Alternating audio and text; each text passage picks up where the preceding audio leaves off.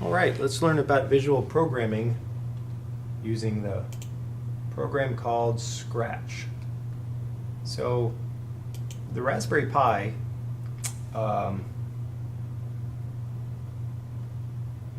has two versions of Scratch. Scratch 1.4, the old Scratch, and Scratch 2.0. Scratch 2.0 is the same as the Scratch that we find if we go to Scratch, MIT's version. So, to give a little bit of background here, Scratch was built by some folks at MIT in order to help teach visual programming to kids. And it's designed for, ages 6 to 16 or something like that, but a lot of kids learn a lot of really cool stuff on it. And it's really easy to jump on any computer and start messing around with how it works. It does require Adobe Flash Player. You can enable it on your computer. It's just, it's a little resource intensive for the Pi. We'll do it in, use the second version, Scratch 2.0, in a little bit, but I always find it's good to start out with this one. So the basics of Scratch are like this. This is the sprite, the thing that you're controlling with some code. All of the code is put right over here on these little blocks or panels on the side. So one bit of code controls the motion. So if I want my sprite to move forward 10 steps, I just double click and the sprite moves forward. If I want the sprite to move forward 20 steps, now I can change that. If I want them to move forward 20 steps and then turn, I can put this underneath there. So as I'm moving forward, I change. Now notice every time I'm clicking on it, I'm making it move.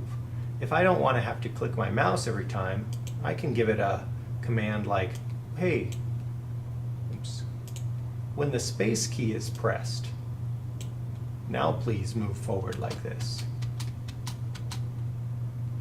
If I want my sprite to move backwards, all I have to do is change one of the numbers to a negative number. A little minus in front of it. And now it moves backwards. I can add another sprite so that it's not just a one sprite game. To add a new sprite, I can either paint a sprite, and some kids will enjoy that, or I can go and choose a new sprite from a file. They give you a handful of sprites that you can pick from. If you pick on a person who's dancing, there's Cassie dancing 1, Cassie dancing 2, Cassie jumping.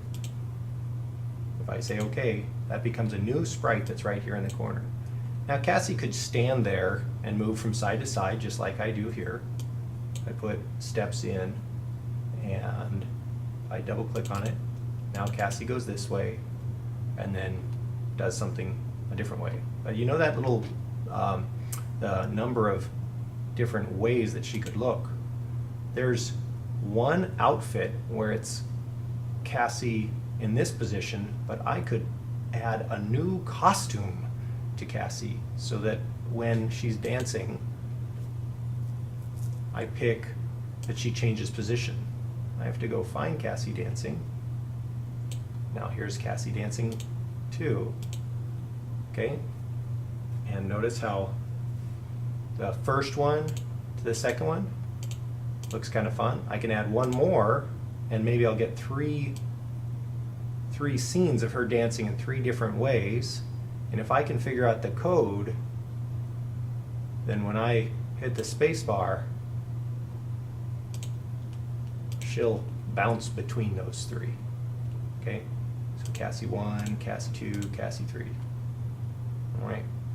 So to edit the scripts for Cassie, I have to say looks, switch to costume, Cassie standing. And I should tell it to do something, right? I should say, hey, when I hit, not the space bar, because the space bar is already making my cat move, the down arrow. Now Cassie standing is my first one, and then maybe I want it to wait for a second, so I'll put in a wait command. And wait commands sound a little bit like, oops.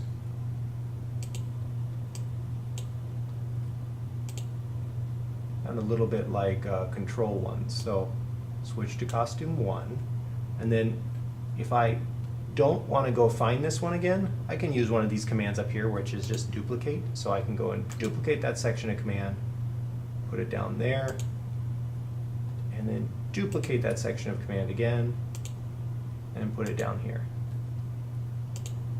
Not sure why my project editor keeps popping up. Okay, in each one of these guys, it knows that there's 3 pictures of Cassie doing something. So I'm going to oscillate between the 3. There's standing, dancing, 2.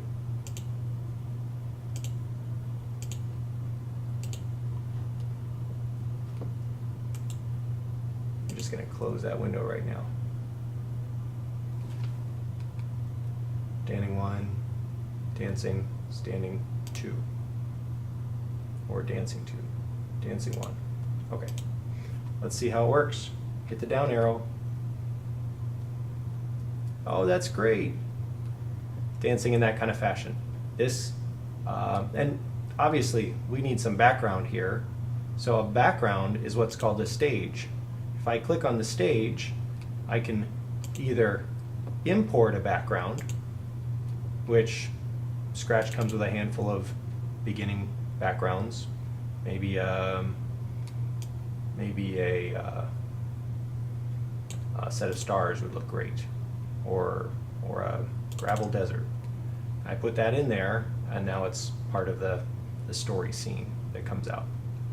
If I would like to make edits to this, then I can edit the background by drawing pictures on there, put a nice car back there, something like that. When I'm on the stage, I just say, hey, edit this stage. And I can use an eraser, erase little sections, or copy little things and move them over. It's a lot of fun. Kids come up with a lot of really cool things. I would spend a few minutes just letting them play around and make things work. There's tons of examples online about cool things that can be done with this. The next activity will actually train the sprite to react with the keyboard and do a little bit of cool math that goes along with it.